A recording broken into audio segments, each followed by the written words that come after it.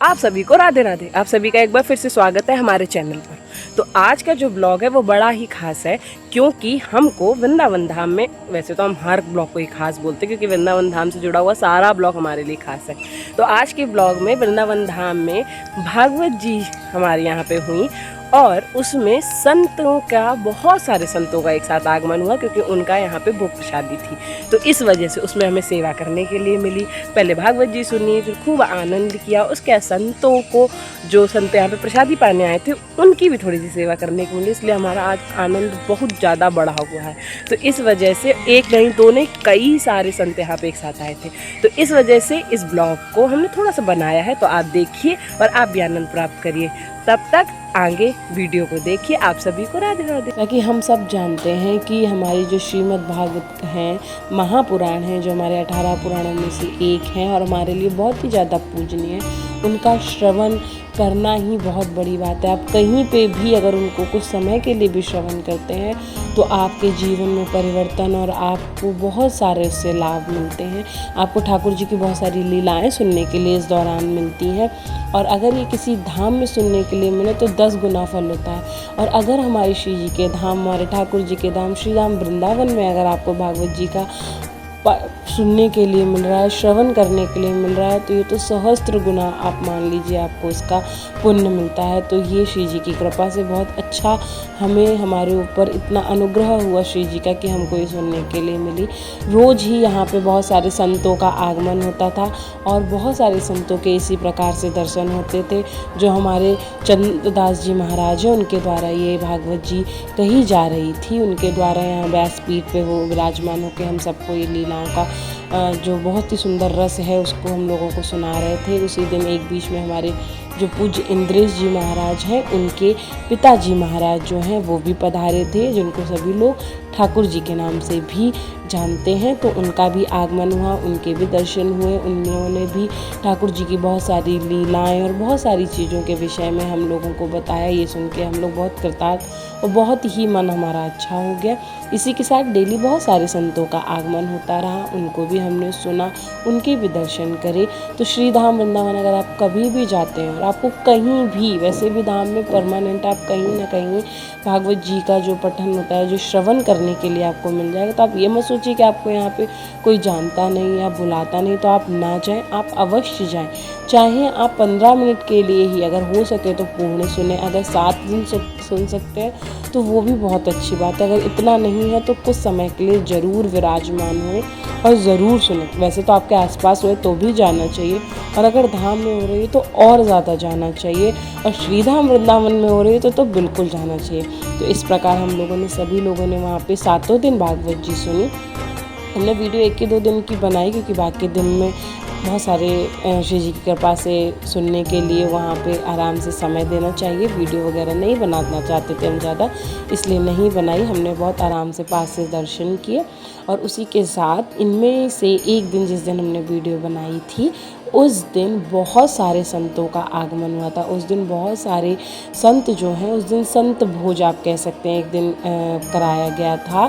जो भी वहाँ पे जो महाराज जी हैं वो, उनके परिकर, उनके जो शिष्य थे, उन सभी के द्वारा यहाँ पे आयोजित किया गया था। और अगर आप जाएं भागवत जी में और वहाँ पे इतने सुंदर भजन होते हैं, और भजन में अगर आपने अपने आप ही आपके हाथ उठ जाते हैं, पैर चलने लगते हैं। तो इसलिए आप वहाँ पे जाके खूब आनंद करें, खूब भागवत जी सुने, खूब उनकी कृपा को ग्रहण करें और खूब सारा आनंद आप पर बरसे। तो इस प्रकार हमने भागवत जी का सुना। उसी के साथ में वहाँ पे लीला भी हुई। हमारे श्री जी और ठाकुर जी जो हैं वो सजल रूप में आप कह सकते हैं, क्योंकि जो भी उनका रूप धारण करके लीला को प्रदर्शित करता है वो हमारे लिए ठाकुर जी और श्री जी ही हैं। उनके रूप को भिन्न बिल्कुल भी नहीं मानना चाहिए।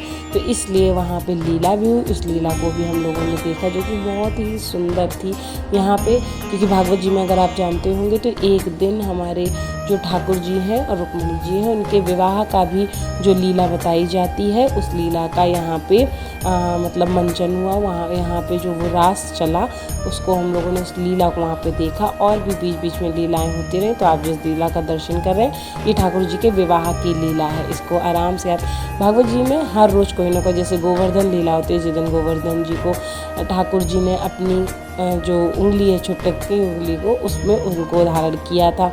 उसी के साथ में विवाह का होता है और सुदामा चरित्र होता है। तो ये सारे चरित्र अगर आप भागवत जी में गए तो आप इनके विषय में ज़रूर जानते होंगे। इसके बाद में लास्ट में जो आरती होती है उसमें जितने भी संत जन पधारे थे उन सभी ने ऊपर जाके आरती करी। हम लोगों को भी आरती करने के लिए मेरे ठाकुर जी के श्री जो उन स्वरूप जिन्होंने धारण किया था उनके दर्शन, उनकी आरती, बहुत सारी चीज़ें करने के लिए हम लोगों को मिली और बहुत आनंद आया। सातों दिन इतना आनंद रहा कि जिस दिन भागवत जी का समापन हुआ उस दिन मतलब मन सच में वैसा हो जाता है, लेकिन अब क्या ही कह सकते हैं। इसी के साथ आप देख सकते हैं कितने सारे संतों का आगमन हुआ। जो भागवत जी के अंतिम दिन जो भंडारा होता है उससे पहले यहाँ पे संत प्रसादी कराई गई थी। संतों को पहले पवाया गया था, संतों को पहले खिलाया गया था। तो इस तरीके से सारे संतों के जितने भी संत आए थे उनको उनका आशीर्वाद पाने का हमको मौका मिला। आप देख सकते हैं यहाँ सभी लोग विराजमान होकर सभी ने यहाँ पे जो प्रसादी है थोड़ी सी हमारी तरफ से जो सेवा, जैसे कि मतलब हम क्या ही सेवा कर सकते हैं, परंतु ऐसे संतों के साथ रहने से, श्री राम वृंदावन में रहने से, उनके आशीष से ये सब चीज़ें प्राप्त हो सकती हैं। तो संतों को अगर हम जल भी दे पा रहे हैं वो भी सिर्फ श्री जी की कृपा से, तो ये भी हमारे लिए बहुत बड़ी बात है। तो इस तरीके से हमारे यहाँ जो महाराज जी, उनके यहाँ के जो शिष्य हैं, उनके यहाँ के जो बालक जो उनके यहाँ रहते हैं अध्ययन के लिए, या जैसे हम लोग हैं जो भी हैं, जिनको भी जो जो महाराज जी ने सेवाएँ दी उसके लिए हम उनके आजीवन क्या जीवन के बाद भी आभारी रहेंगे।